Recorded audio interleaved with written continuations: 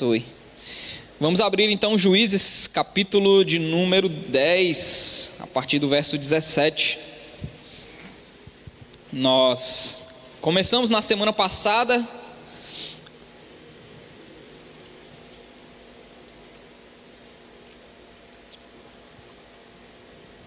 uma história que é a história de Jefté.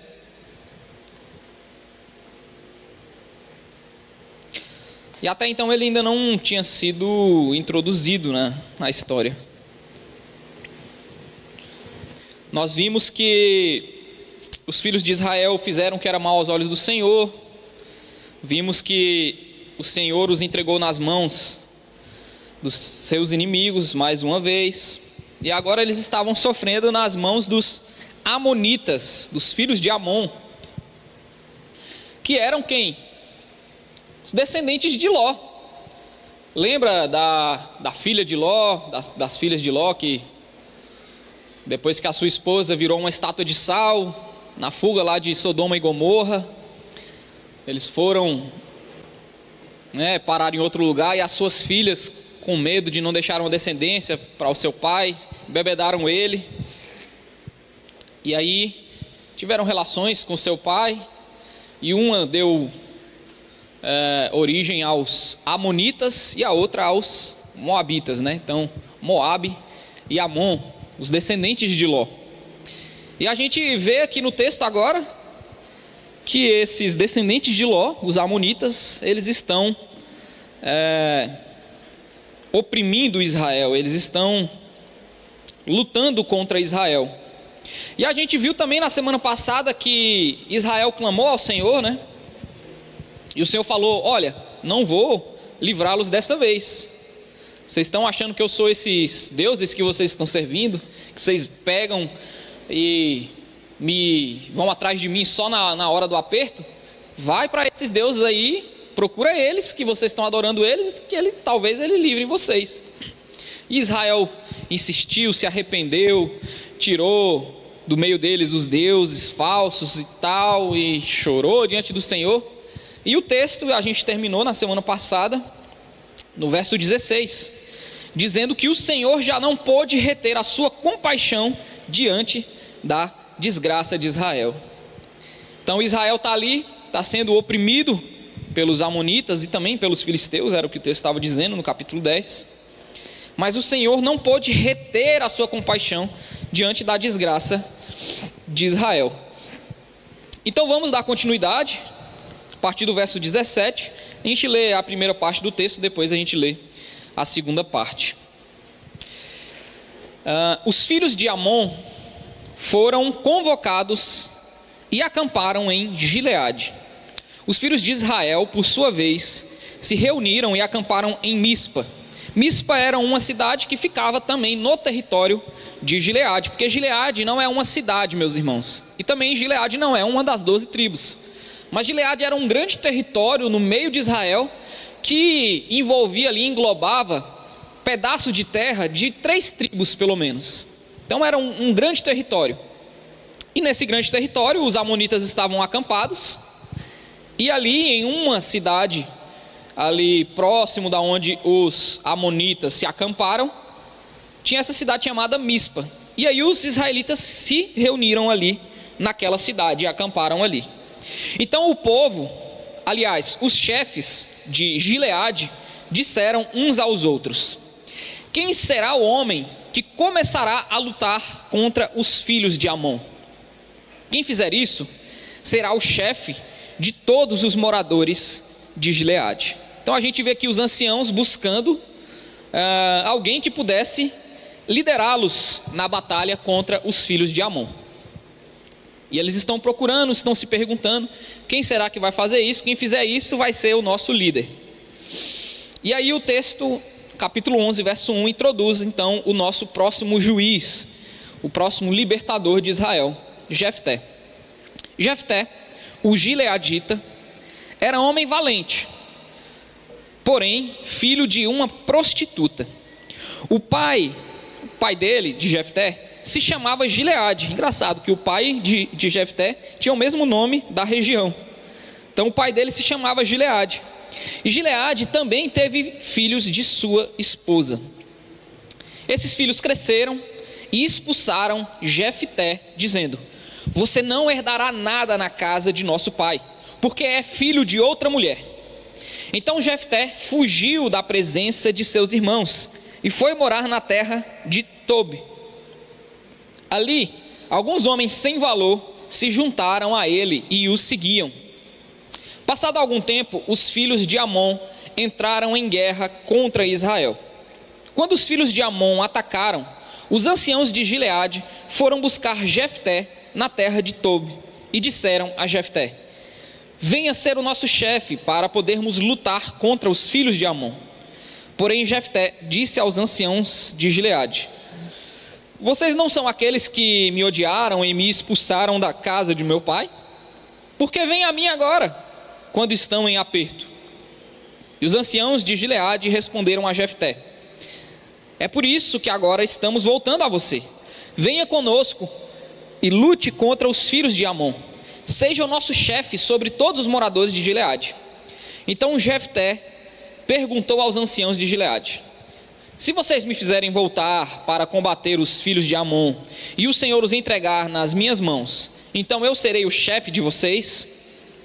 Os anciãos de Gileade responderam: o Senhor é a nossa testemunha de que faremos como você diz. Então Jefté foi com os anciãos de Gileade, e o povo o pôs por cabeça e chefe sobre si. E Jefté proferiu todas as suas palavras diante do Senhor em Mispa. Senhor, nós queremos te agradecer, Pai, porque o Senhor nos trouxe aqui mais uma vez para louvarmos a Ti, para prestarmos um culto a Ti, Senhor, para prestarmos um serviço a Ti, em adoração, em louvores, ó Deus, em comunhão com os nossos irmãos. E nesse serviço, nesse culto, nessa adoração, o Senhor também nos dá o privilégio de sermos alimentados por Ti, de sermos cuidados por Ti, ó Deus, de sermos aperfeiçoados por Ti.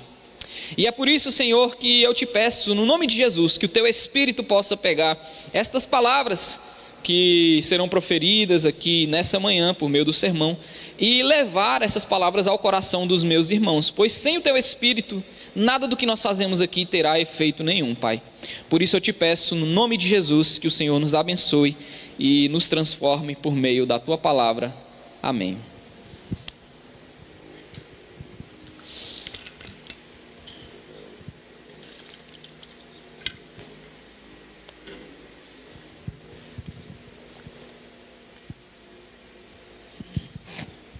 Então, meus irmãos, como nós vimos na semana passada, e eu recapitulei rapidamente aqui para vocês, Deus havia demonstrado compaixão para com Israel. Israel está sofrendo nas mãos dos filhos de Amon, os amonitas. Eles recorrem ao Senhor, eles clamam ao Senhor, e o Senhor demonstra compaixão. O Senhor não pôde reter a sua compaixão. Qual a lógica então diante disso?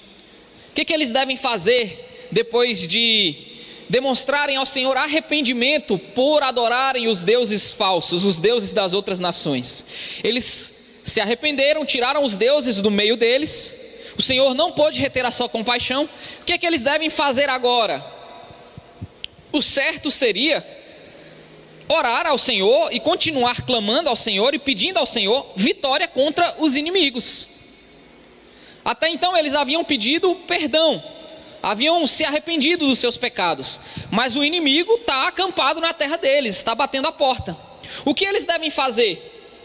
Confiar no Senhor, pedir ao Senhor que o Senhor levante um libertador para que os livre, porque o Senhor já havia feito isso nas outras gerações, nas outras décadas.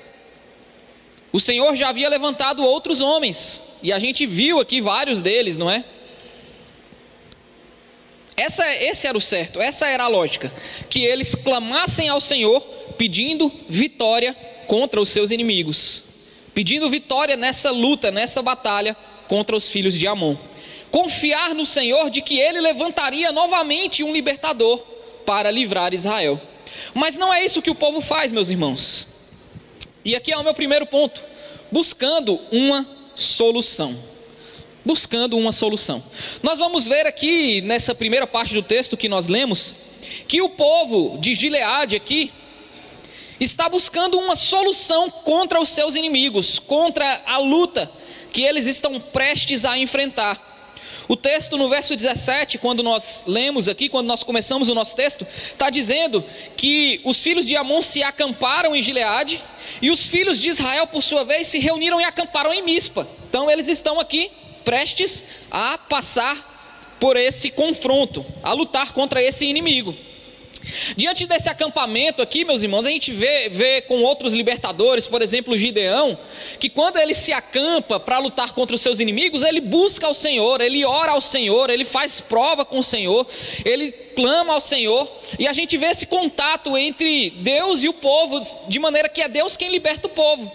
Mas especificamente aqui nesse texto, a gente vai ver que o povo de Gileade, e na verdade o texto está dizendo no verso 18, que são os chefes de Gileade, eles vão por outro caminho, eles seguem outra lógica. Ao invés de clamar ao Senhor para que os livre, de pedir ao Senhor que levante um libertador, o que eles pensam? Eles vão levantar um libertador eles próprios. Eles vão procurar um libertador eles próprios. Eles não recorrem ao Senhor para que Deus os livre. Eles talvez não confiem no Senhor, provavelmente eles não confiavam que o Senhor poderia os livrar. Então o que eles perguntam entre si no verso 18? Então o povo, aliás, os chefes de Gileade, disseram uns aos outros: quem será o homem que começará a lutar contra os filhos de Amon? Quem fizer isso será o chefe de todos os moradores de Gileade. Então olha o que os anciãos estão fazendo, os homens que deveriam liderar o povo. Ao invés de levar o povo a clamar ao Senhor, a buscar no Senhor um livramento, uma libertação, buscarem no Senhor a vitória para essa luta, a vitória contra os seus inimigos, eles desprezam o que o Senhor já havia feito no passado, e eles começam a procurar um homem que pudesse os livrar, que pudesse lutar contra os seus inimigos. E além disso, além de procurar um homem que pudesse fazer isso, eles começam a oferecer o cargo de liderança do povo, de liderança do povo de Deus para esse homem. Não importa se esse homem é crente ou não é, não importa se esse homem é de Deus ou não é, não importa se esse homem é santo ou não é. Se esse homem for forte o bastante para derrotar os nossos inimigos, ele é quem vai liderar a gente. Isso demonstra que a idolatria mencionada no capítulo 10 ainda estava ali. Lembra que eu falei para vocês na semana passada que o povo de Israel tinha uma relação muito utilitarista com Deus, que só buscava Deus quando eles estavam precisando de algo específico, mas que confiavam nos outros deuses das outras nações para os outros assuntos? E aqui novamente eles estão demonstrando claramente isso. Eles não confiavam plenamente no Senhor, e nem mesmo para livrá-los dos seus inimigos. Eles estão aqui nesse momento buscando uma solução para o seu problema com as suas próprias mãos, com a sua própria inteligência, confiando em um homem. Vamos buscar um homem que possa nos livrar. Vamos buscar um homem que possa resolver esse problema aqui para a gente. E a gente também faz isso, meus irmãos. Vocês vão ver que a ideia central desse texto aqui, a palavra que mais vai se repetir nesses versos que nós lemos, é a palavra luta, ou peleja, dependendo da tradução. Então o texto está querendo evidenciar a luta do povo de Deus, e está querendo mostrar que o povo de Deus não confia no Senhor para enfrentar as suas lutas, para pelejar as suas lutas, para lutar contra os seus inimigos. O que é que o povo de Deus faz antes de confiar no Senhor, antes de clamar ao Senhor, antes de buscar o Senhor? Eles buscam resolver o problema por eles próprios. Eles buscam um homem, um líder, não sei, um super-herói que possa resolver esse problema por eles, desprezando tudo que o Senhor já fez na vida deles, tudo que o Senhor já fez na história do povo de Israel, tudo, os milagres, as maravilhas, a forma como o Senhor já os livrou tantas e tantas vezes. eles desprezam isso e buscam pelos seus próprios meios alguém que possa os livrar. E nós fazemos isso, meus irmãos. Nós fazemos isso. A luta de Israel, ela também pode se aplicar a gente. Nós temos as nossas lutas todos os dias. Nós temos lutas, nós temos problemas, né? O próprio Jesus falou que nós teríamos aflições neste mundo. O próprio Jesus falou que não seria nada fácil. Se você olhar para a história de todos os homens, a gente estava falando isso aqui na terça-feira da oração. Se você olhar para a história de todos os homens, de todo o povo de Deus na história das Escrituras, você vai ver que não teve vida fácil. Todo mundo passou por lutas, e lutas que duraram a sua vida inteira, e lutas que às vezes até os mataram. Muitos morreram por causa da luta, das perseguições. Então, nós teremos lutas, nós teremos aflições, nós temos inimigos externos, inimigos internos também. E o que nós fazemos diante disso? Bom, o povo de Gileade busca uma solução com as suas próprias mãos. Eles desprezam que o Senhor havia derramado a sua compaixão, eles desprezam que o Senhor já havia libertado eles em outras oportunidades, e buscam um homem que os possa livrar. E como que a gente faz isso nos dias de hoje? Quando a gente tem um problema, a primeira coisa que a gente procura é alguém de influência que possa nos ajudar. A gente confia no homem, a gente confia no chefe, a gente confia no político, a gente confia em um monte de charlatão que tem por aí na internet, a gente confia em supostos homens de Deus, que a gente nunca nem viu, que a gente nem conhece, mas de alguma maneira esse cara aqui vai resolver o meu problema, se eu der dinheiro para ele, ou se eu for num culto específico naquele dia, porque sei lá, um culto de libertação, ou um culto aonde ele vai orar por mim e os meus problemas serão resolvidos. A gente recorre a vários tipos de soluções, sempre buscando no homem alguém que possa lutar as nossas batalhas. A gente recorre à força do nosso próprio braço, a gente acredita que a nossa própria inteligência vai nos livrar, como Jefté também acreditou aqui no texto, que a gente vai ler mais para frente. E falando em Jefté, é o nosso juiz, o nosso herói aqui do texto. Ele é introduzido no livro, um homem que vai gerar um mix de emoções no leitor. O texto já começa dizendo que ele era um homem valente, mas filho de uma prostituta. E filho de prostituta geralmente não dá muito certo, sabe? A gente já tem um preconceito. E é por isso que os seus irmãos o expulsaram de Gileade. Você é filho da prostituta, nós somos filhos da mulher do nosso pai. Então, você não tem direito na nossa herança. Foi o que os filhos, seus irmãos, disseram para ele: nós não dividiremos a nossa herança com um filho de uma prostituta.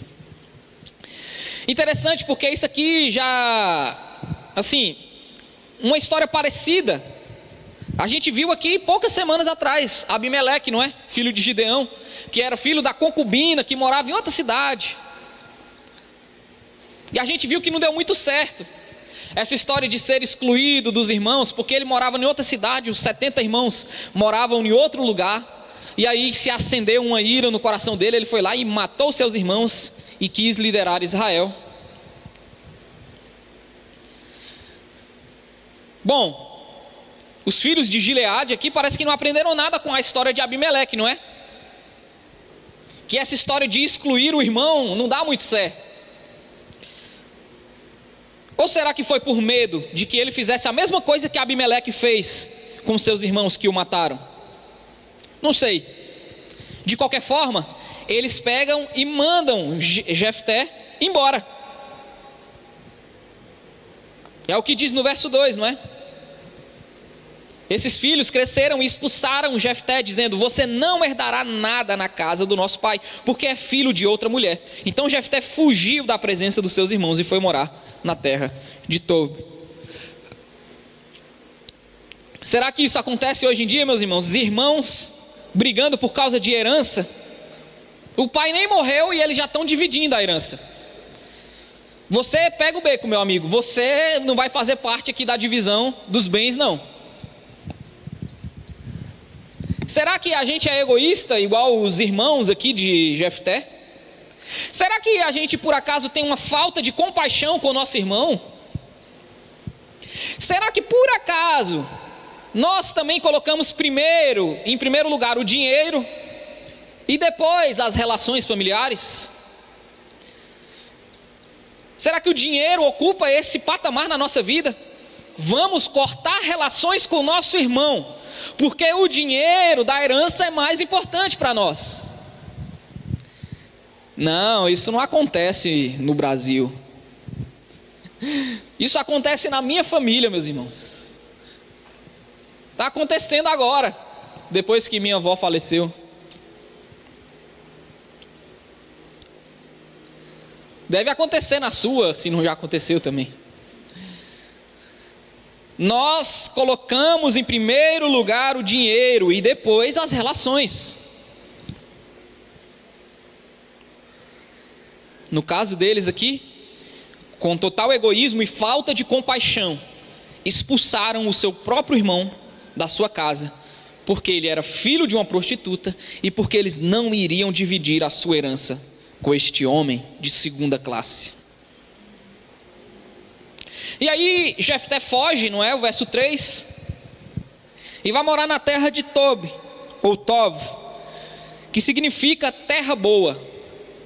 Só que nessa terra boa parece que não tinha nada de bom ali, porque o texto vai dizer que ali naquela terra boa ele encontra alguns homens maus, alguns homens sem valor, que se juntam a ele e o seguem. Eu só lembrei de, desculpa gente, mas eu lembrei aqui de Águas Lindas, porque os bairros com nome de terra boa, de lugar bonito, parece que não são os muito bons.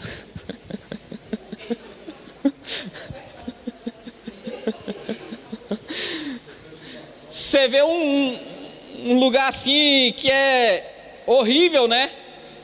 As pessoas colocam um nome bonito, né? Parece que aqui vai ser uma terra top, mas acaba sendo diferente.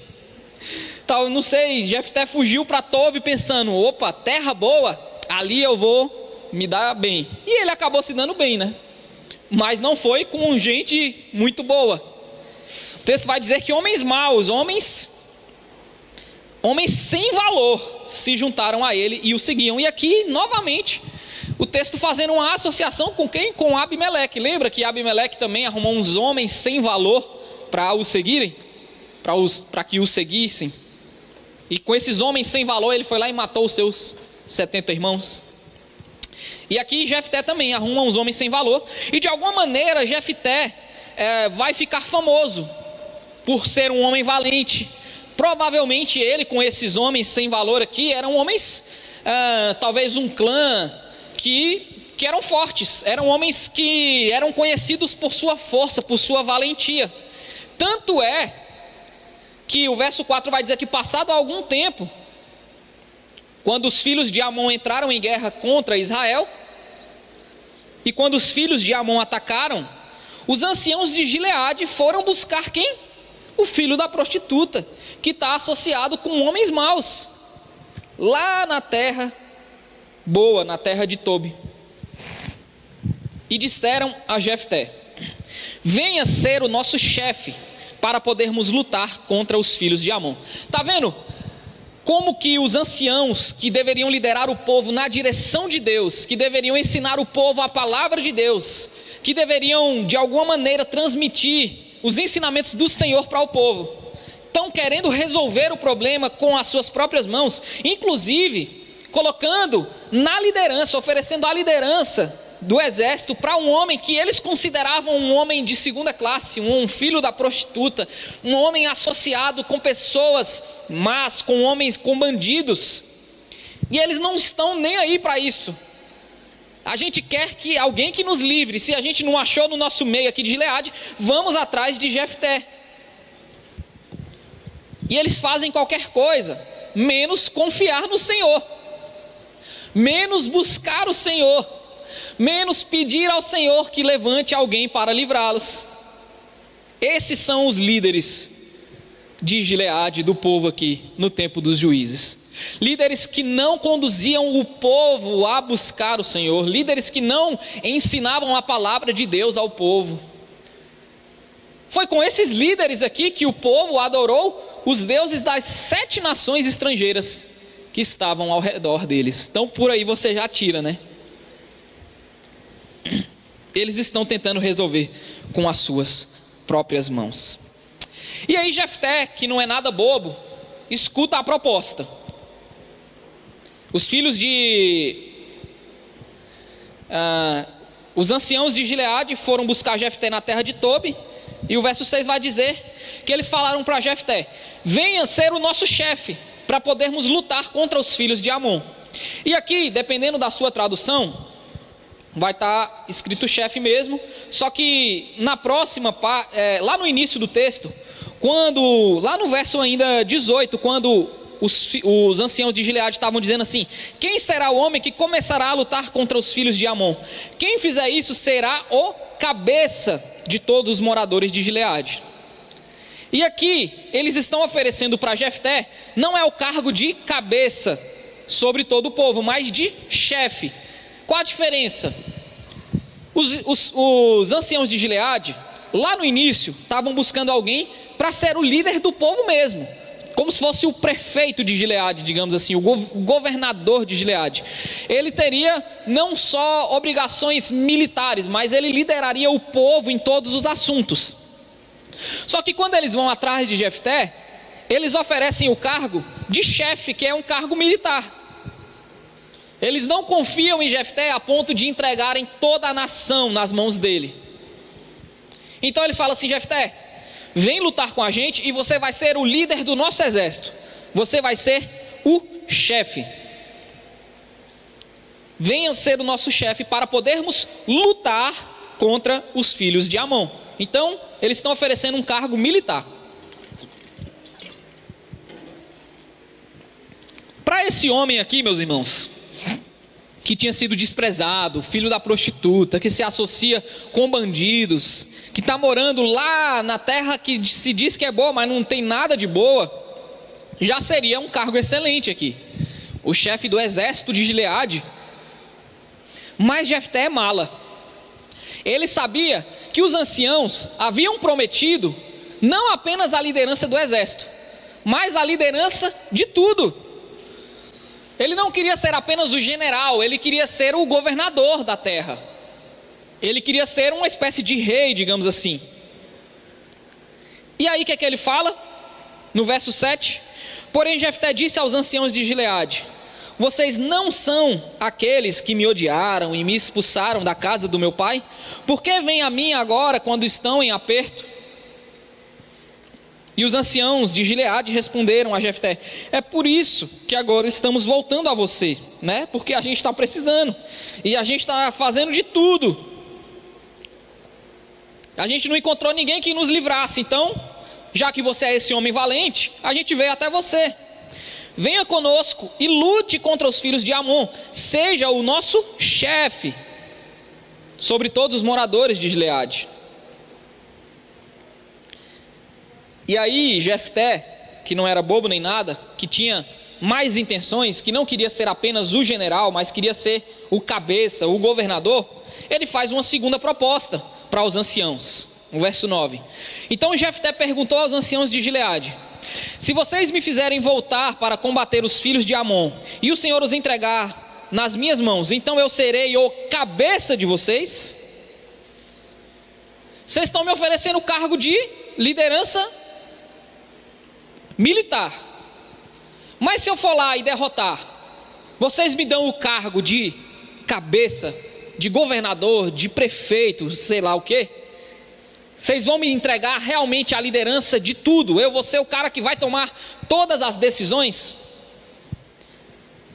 E aí os anciãos de Gileade, sem ter para onde fugir, com medo de morrer nas mãos dos seus inimigos, se submetem a qualquer tipo de proposta.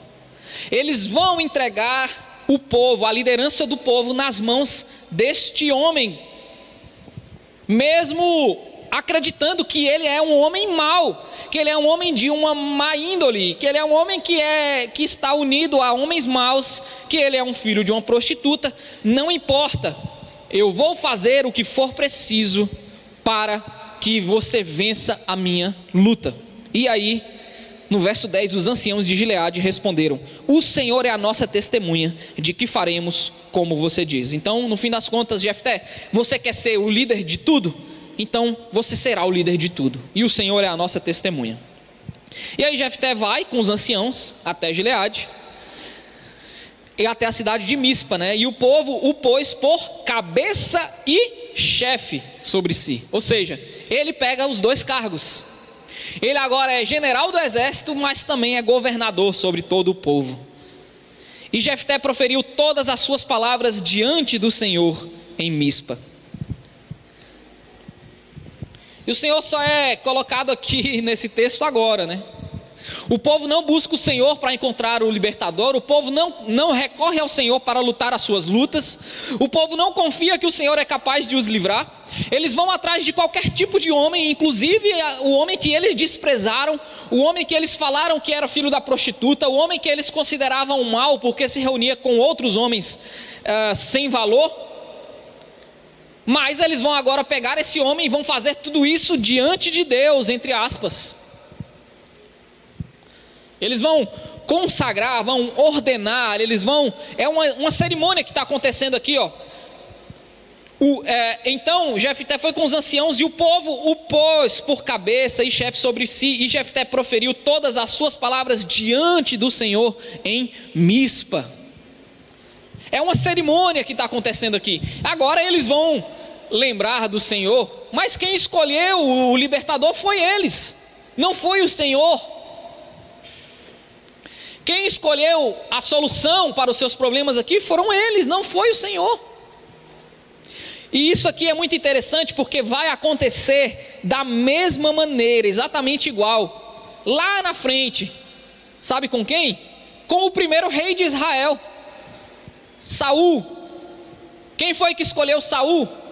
O povo. Aonde foi que Saul foi consagrado rei? Em Mispa. E esse texto não está aqui por acaso, essas coisas não acontecem por acaso. O texto está mostrando que o coração do povo não estava no Senhor. E eles erram, escolhendo Abimeleque, eles também escolhem Jefté. E eles também vão escolher Saul lá na frente como o seu rei. O povo está tentando resolver os seus próprios problemas com as suas próprias mãos. E eles não colocam o Senhor em nada. Só que no fim das contas eles fazem essa cerimônia aqui e falam: diante do Senhor agora. Será que é diante do Senhor, meus irmãos? Diante do Senhor só vale aqui no domingo? Ou será que tudo que a gente faz, a tomada de decisão, a forma como a gente vive, a forma como a gente resolve os nossos problemas lá fora, isso também é diante do Senhor? Ou só é diante do Senhor isso aqui no domingo de manhã? O louvor aqui, esse momento aqui da pregação, é só isso aqui que é diante do Senhor? Porque para o povo de Gileade aqui, esse diante do Senhor era só esse momento de cerimônia. Agora a vida deles mesmo, a forma como eles tomavam as decisões, a forma como eles buscavam alguém para lutar as suas lutas, nada disso era diante do Senhor. Só esse momento solene aqui. Isso acontece com a gente também? A gente considera que o diante do Senhor é só esse momento solene aqui que a gente faz todos os domingos? E aí a vida de segunda a sábado a gente vive segundo a nossa própria maneira e a gente busca as soluções segundo a gente bem entender. E o Senhor, no domingo a gente vai lá e fala com o Senhor. E aí eu vou para o meu segundo ponto e a segunda parte do texto.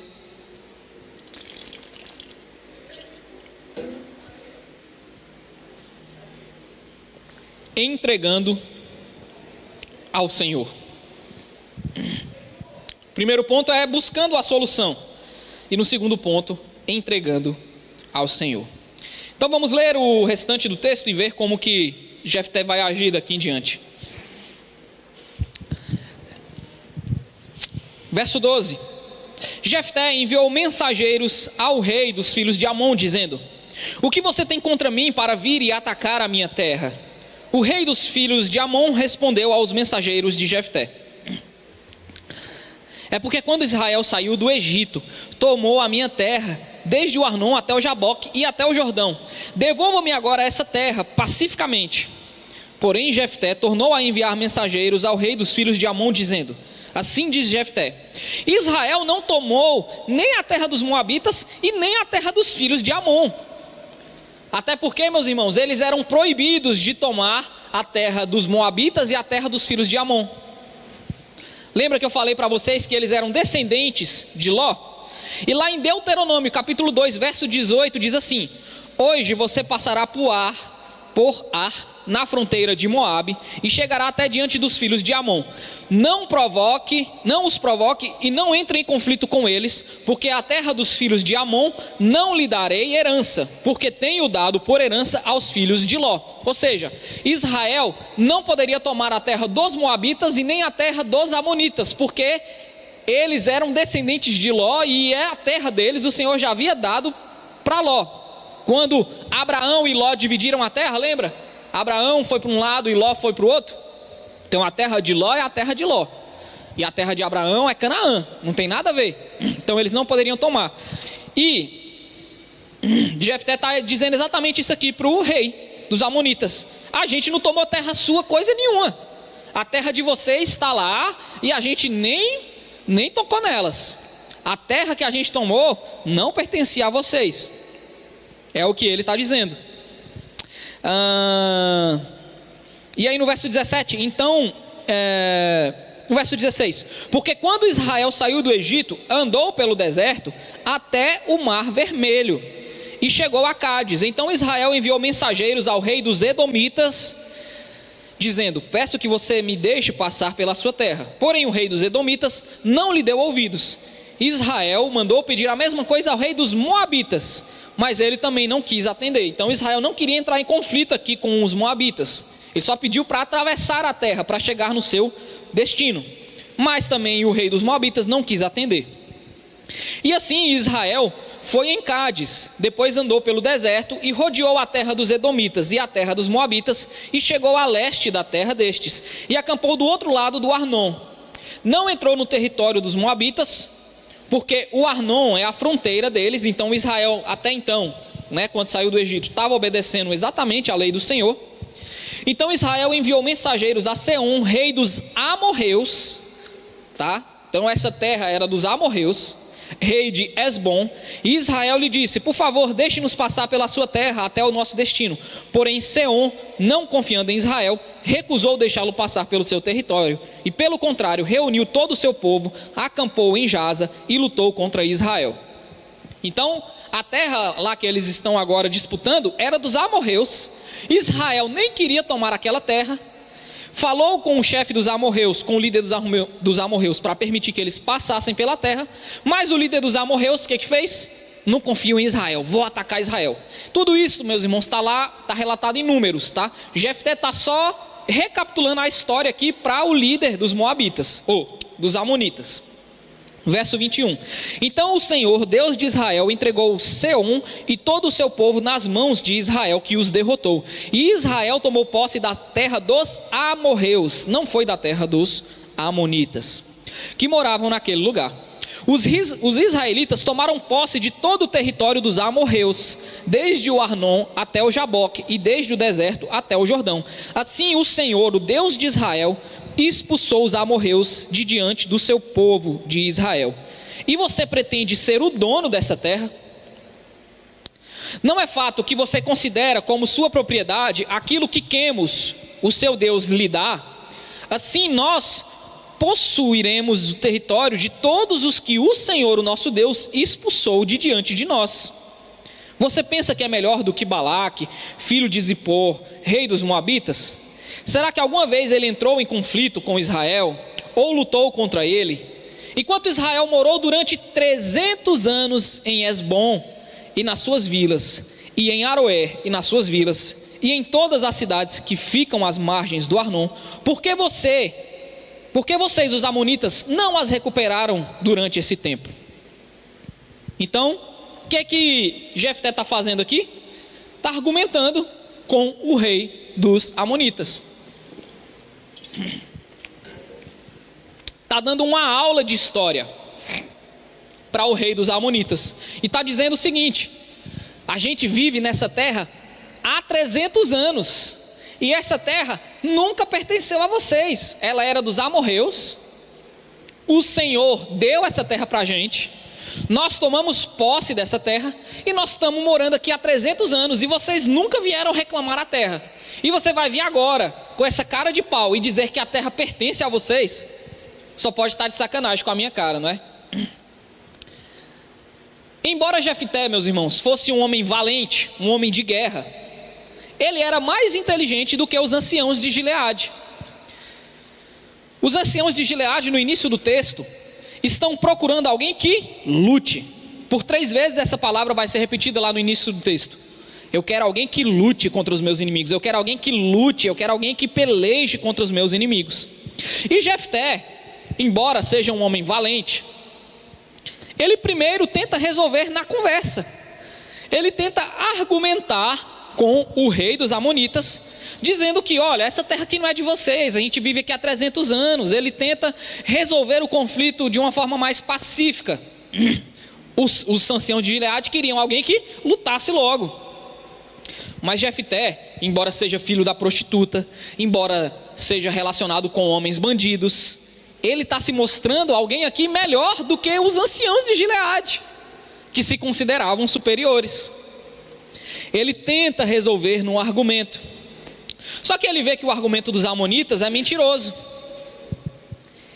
E aí ele tenta retrucar. Ele tenta chegar, à resolução do conflito. Dá uma aula de história sobre a terra.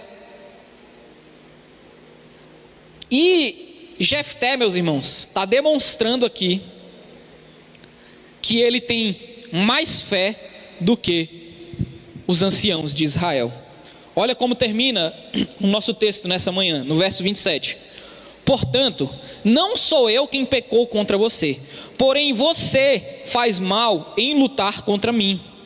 O Senhor, que é juiz, julgue hoje entre os filhos de Israel e os filhos de Amon. Porém o rei dos filhos de Amon não deu ouvidos à mensagem que Jefté havia lhe mandado. Jefté demonstra ser um homem de fé, meus irmãos.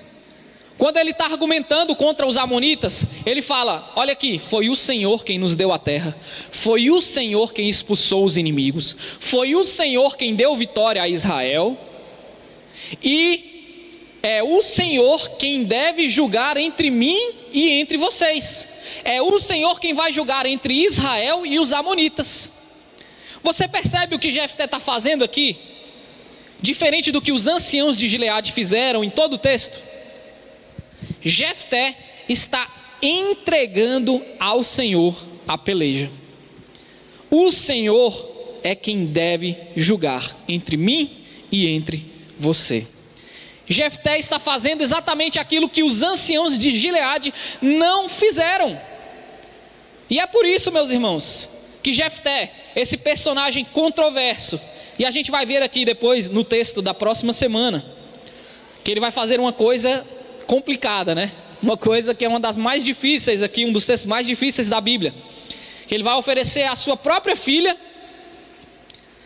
como holocausto ao Senhor. E aí tem diversas interpretações desse texto, Então é um personagem controverso, mas aqui nesse texto ele está mostrando que ele é um homem de fé, e é por isso que ele vai aparecer lá em Hebreus, lá no hall de heróis da fé de Hebreus. Jefté está mencionado lá, porque de fato ele teve fé, muito mais do que os anciãos de Gileade, que buscaram uma solução para os seus próprios problemas com as suas próprias mãos e entregaram para um homem que eles consideravam um homem mau. Só que esse homem mau aqui, esse homem que era associado com bandidos, esse homem que era filho da prostituta, esse homem se mostrou inteligente, tentou resolver o conflito pacificamente e, além de tudo, ele demonstrou fé. E ele entregou esse conflito nas mãos de Deus, quando ele fala no verso 27, que o Senhor julgue, o Senhor é juiz e julgue entre os filhos de Israel e os filhos de Amon. Jefté coloca a luta do povo de Gileade nas mãos de Deus. A ideia central nesse texto é que nós devemos colocar as nossas lutas diante do Senhor. Jefté aqui está sendo mostrado como um modelo de alguém que fez exatamente isso. Pegou uma peleja, uma luta, que era a luta do povo de Gileade, e os anciãos não queriam colocar diante do Senhor, e eles não colocaram diante do Senhor essa luta, e Jefté vai lá e pega essa luta e coloca diante de Deus. E essa é a ideia central, que eu preciso que você saia daqui nessa manhã com isso fixado. Nós devemos colocar as nossas lutas diante do Senhor. Mas a gente demora a recorrer ao Senhor, meus irmãos. Nós buscamos em tudo que é lugar solução para os nossos problemas, assim como os anciãos de Gileade. Mas no fim, sempre é o Senhor quem irá nos livrar. No fim, quem vai fazer a gente vencer a nossa peleja, a nossa luta, a luta contra os nossos inimigos, a luta contra aquilo que de alguma maneira quer nos eliminar ou quer nos tragar, quem vai nos fazer vencer essas lutas é o próprio Deus. Jefté não irá vencer os amonitas com a sua valentia, embora ele seja apresentado como um homem valente. Ele também não conseguiu vencer os amonitas com a sua inteligência, com a sua argumentação, dando uma aula de história para eles. Ele também não conseguiu vencer os amonitas desse jeito, porque o texto está nos mostrando que as nossas soluções para os nossos problemas não são suficientes para vencê-los. O texto está nos mostrando que nós devemos recorrer ao Senhor para lutar as nossas lutas. Ele tem que ser o primeiro que nós devemos recorrer. Ele tem que ser o primeiro que nós devemos buscar em oração, de joelhos, colocar diante do Senhor aquilo que tem nos afligido. É isso que o texto está nos ensinando. Jefté não venceu com a sua argumentação. Jefté não vai vencer com a sua valentia. Sabe como é que Jefté vai vencer os moabitas? Verso 29, então o Espírito do Senhor veio sobre Jefté. É assim que Jefté vai vencer as suas lutas. É assim que eu e você iremos vencer também os nossos inimigos. Sabe aquela compaixão que nós falamos na semana passada? Do verso 16... O Senhor não pôde reter a sua compaixão diante dos filhos de Israel. É por causa dessa compaixão mencionada no verso 16 que Jefté vai vencer a luta de Israel. E isso é comprovado no verso 29, quando o Espírito do Senhor vem sobre Jefté. Deus está nos mostrando que não adianta a gente confiar em homens, barganhar, fazer as coisas erradas. Não adianta a gente tentar resolver muitas vezes com a força do nosso próprio braço. No fim, é Ele quem nos dá a vitória. E a gente demora a recorrer ao Senhor, meus irmãos. A gente demora, a gente tenta resolver com a força do nosso próprio braço, a gente tenta resolver com a influência de outras pessoas, com homens, a gente tenta dar um jeitinho, a gente paga a propina para um fiscal do governo aprovar o alvará, ou a gente paga a propina para o fiscal do governo, ou para alguém que trabalha na Receita dar a baixa no nosso imposto de renda, para a gente receber uma retribuição maior. A gente tenta dar um jeito para os nossos problemas, acreditando que se eu fizer isso, a minha situação financeira vai ser resolvida. A gente busca cursos e mais cursos sobre casamento, a gente lê livros sobre casamento, a gente busca influenciadores no âmbito do casamento, e a gente não recorre a Deus para resolver os problemas do nosso casamento. A gente busca cursos e mais cursos sobre como ensinar os nossos filhos, sobre como criar os nossos filhos, mas a gente não coloca diante do Senhor a criação dos nossos filhos. A gente se adequa à maneira desse mundo, a gente engole e vai tomando goela abaixo o que os nossos amigos, os nossos colegas de trabalho, os nossos colegas de faculdade, a forma como eles vivem, têm para nos oferecer, mas a gente não coloca diante do Senhor a luta e o conflito que é viver nesse mundo, diante de um mundo caído, de pessoas que muitas vezes não coadunam dos mesmos valores que os nossos. A gente acaba incorporando esses valores, mas não colocamos diante do Senhor, pedindo que Ele nos dê uma maneira de se portar e de viver nesse mundo caído. A gente vai dando o nosso jeito, E por último, quem sabe, quando não tiver mais jeito, quando a situação já estiver crítica, quando a gente não vê mais uma solução, aí quem sabe a gente coloca isso diante do Senhor. O texto está nos mostrando que nós temos que recorrer ao Senhor é no início, meus irmãos. É todos os dias. É chegar diante do Senhor e falar: Senhor, está aqui o meu trabalho, a minha vida, o meu casamento, os meus filhos. Senhor, eu coloco diante do Senhor. Eu não sei como fazer isso. É muito difícil, é muito pesado para mim. Mas o Senhor pode me ajudar. O Senhor pode lutar por mim essa luta. O Senhor está nos ensinando isso nessa manhã, meus irmãos. E a gente cantou aqui, não é? Que a voz dele afugenta os mares.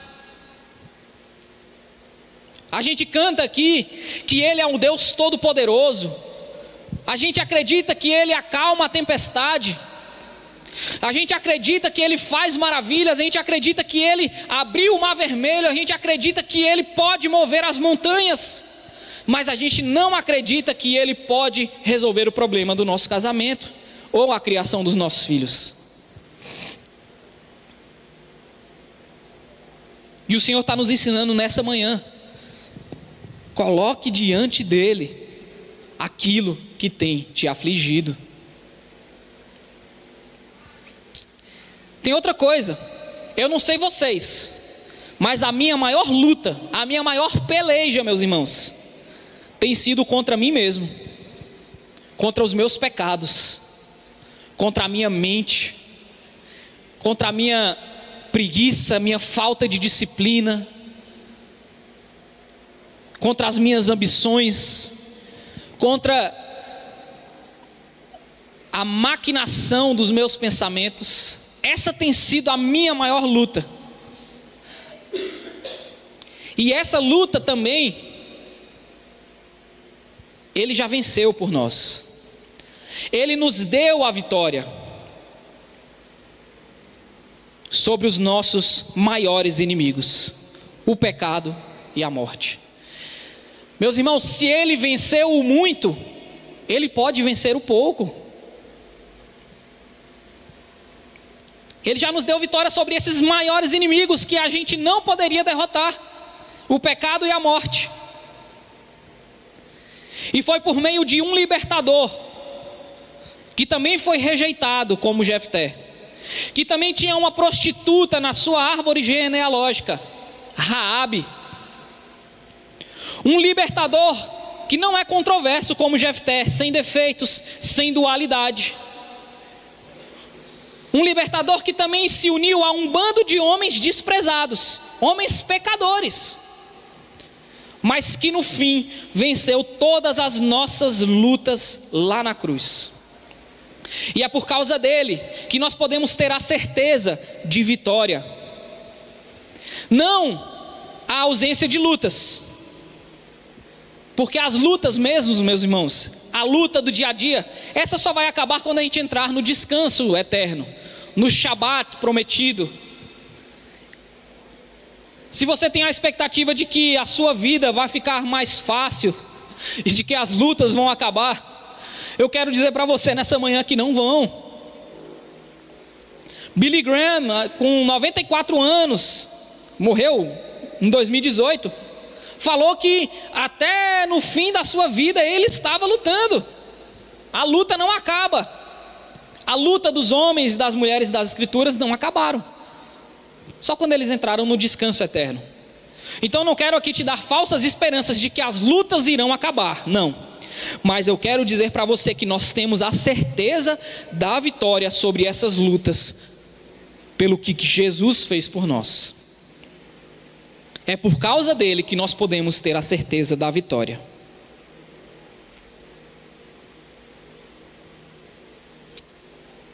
E o Senhor quer nos lembrar nessa manhã que nós temos a quem recorrer nas nossas lutas e dificuldades. Ele quer lidar com a nossa falta de fé, que nos impede de recorrermos a Ele, e nos leva a lutar essas lutas e essas dificuldades com as nossas próprias armas. Nessa manhã Ele quer lidar com essa falta de fé, e Ele nos diz que nas pequenas coisas Ele luta pela gente também. Naquilo que a gente acha que Ele não vai entrar, Ele entra também. E se Ele vencer o pecado e a morte, Ele pode vencer as nossas pequenas batalhas do dia a dia também. Amém? Saia daqui com essa certeza de que é o Senhor quem luta por nós. Eu vou orar. Vocês já podem vir aqui cantar a última música.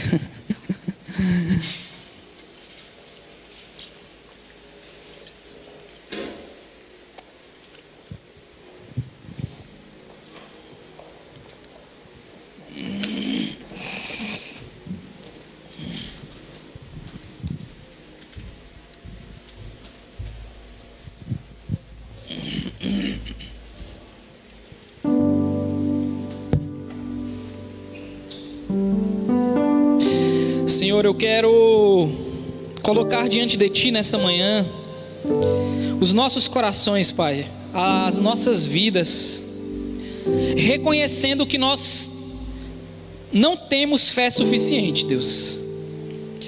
Reconhecendo, Pai, que muitas vezes, na maioria delas, se não todas, nós temos recorrido aos homens, às nossas próprias forças, a promessas de resolução rápida que aparecem na internet para os nossos problemas, Pai. Mas eu quero te pedir, diante dessa palavra que foi pregada nessa manhã, que o Teu Espírito, mesmo que foi lá e encheu Jefté para ele lutar aquela peleja, que esse Espírito possa também nos invadir, Senhor, e trazer a certeza nos nossos corações de que o Senhor luta as nossas lutas, Pai. De que o Senhor é fiel para nos ajudar a vencer as nossas batalhas, por menores ou por maiores que elas sejam. O Senhor cuida, Senhor, de cada detalhe, e o Senhor já nos deu a vitória sobre o pecado e a morte. Que esse mesmo Espírito possa nos fortalecer e nos dar a certeza e encher o nosso coração de fé e nos mover a colocar diante de Ti, Senhor, aquilo que tem nos afligido. Senhor, eu quero te pedir nessa manhã, no nome de Jesus, se há, Senhor, ó Deus, pessoas com problemas no casamento, Senhor, aqui nessa igreja ou que estejam nos assistindo, eu quero no nome de Jesus colocar esses problemas diante de Ti, Senhor. Essa luta é Tua, Pai, e eu te peço que o Teu Espírito possa dar vitória nessa luta para os meus irmãos. Senhor, em nome de Jesus, eu quero te pedir pelos meus irmãos que têm lutado, Senhor, na criação dos filhos. E eu quero, Senhor, nesta manhã colocar em Tuas mãos essa luta e pedir que o Teu Espírito possa, Senhor, lutar essa batalha, Pai. Que o Teu Espírito possa, Senhor, no nome de Jesus, ó Deus, criar os nossos filhos, Deus, mudar o coração dos nossos filhos, Senhor, direcionar o coração deles, Senhor, para a Tua palavra, meu Deus, em nome de Jesus. Que todo espírito de rebeldia dos nossos filhos sejam repreendidos nessa manhã, por meio do Teu Espírito, Senhor, e que o Senhor possa guiar, Senhor, as decisões dos nossos filhos, guiar os passos dos nossos filhos. Senhor, nós colocamos diante de Ti como igreja, Senhor, em Tuas mãos, essa luta, porque nós não podemos vencer ela sozinhos, Pai. Em nome de Jesus, Senhor, eu coloco diante de Ti as lutas e pelejas que os meus irmãos têm enfrentado nesse mundo caído, Pai. Seja no trabalho, ó Deus, seja em qualquer contexto, nos contextos familiares, meu Deus, em nome de Jesus, eu coloco diante de Ti, Senhor. E que o Senhor possa nos fazer atravessar e vencer essas lutas, segundo a Tua vontade. E no nome de Jesus, Pai, é que eu oro nessa manhã. Amém. Meu Jesus.